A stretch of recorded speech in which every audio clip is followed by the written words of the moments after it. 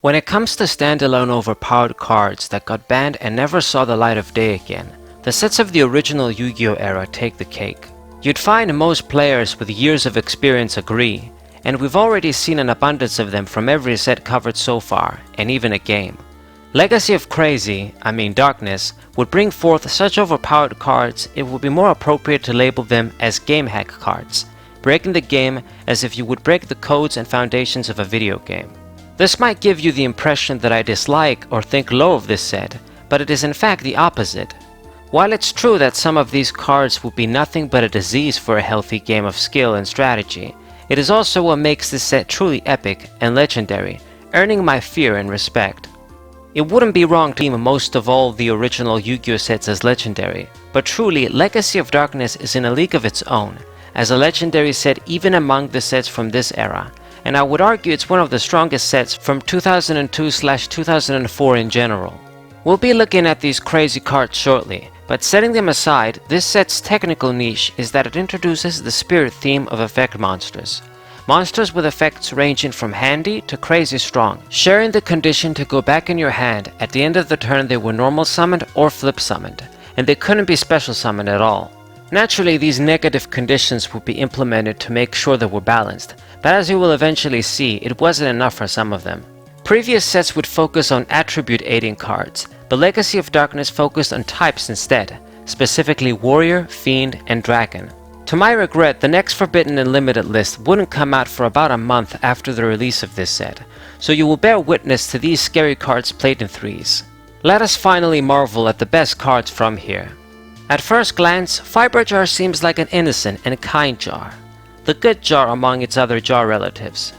Instead of destroying or discarding a large number of cards like Cyberjar and the morphing jars, Fiberjar does the opposite.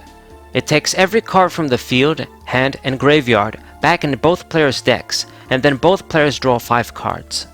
It doesn't reset the player's life points, but it is the closest effect to reset the duel from the beginning. Both players get all their cards back and start over, so it's almost like a card that wants to help both players, right? Wrong. Not only is this an extreme effect that could extend duels and cause time issues in tournaments, but given its game-breaking nature, it could even cause one of the earliest possible FTK decks, first turn kill, with an expanding card pool.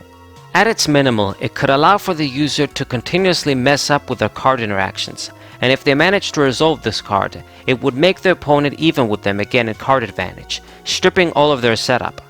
You can be assured this card would be nothing short of a game hack, breaking the conventional foundations of the game and eliminating skillful and solid back and forth duels.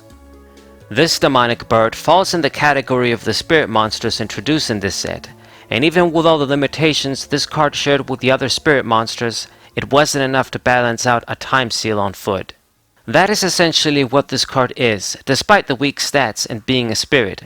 If this card inflicted battle damage, your opponent would have to skip their draw phase. An absolutely mind-boggling effect, considering that if you manage to corner your opponent, or soar an opening to immobilize them, you can continuously skip their draw phase with this card, and lock them out from doing anything. A slow and painful impending demise as you gaze upon this purple bird's cold expression, being helpless to do anything.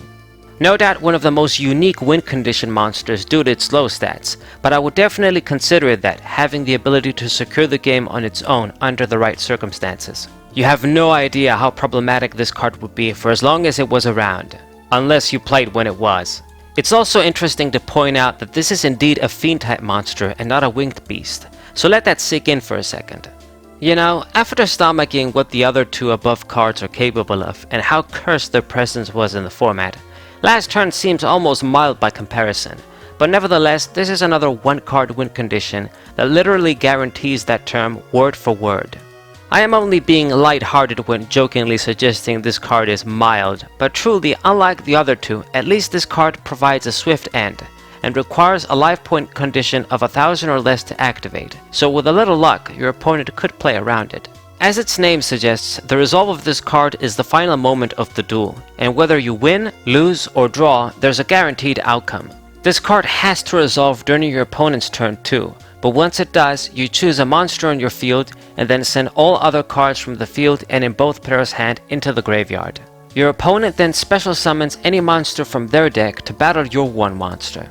As you might imagine, the monster that wins the battle wins the duel, but battle damage isn't applied. The sick thing about this card is that you can choose a monster such as Jalkin the Spiritualist and force your opponent to lose either way. A pretty cheap way to deny the final battle may the best monster win theme of the card. And either way, the card would give instant victory to a player that didn't really deserve it. Outplaying your opponent for most of the duel only to lose to a card you can't do much to counter. A Yugioh icon almost as popular as Dark Magician Girl, Injection Fairy Lily had come out even before Dark Magician Girl. If you have or are willing to spend a big chunk of life points, this card could be another great way to deal with the biggest monsters, even able to beat Blue Eyes White Dragon in battle. The best part is you can use your effect when your opponent was attacking too. These are only just some cards of the amazing Legacy of Darkness set. If you want to know more about this era of Yu-Gi-Oh!, want to see deck lists with notes and strategy featuring all these old school Yu-Gi-Oh! Cards, and even a deck completely based around Injection Fairy Lily, you can find everything and more in my book, The Original Yu-Gi-Oh! Era, available as a physical and digital book on Amazon and Kindle Unlimited. Thank you guys for watching this preview, and I hope you enjoyed.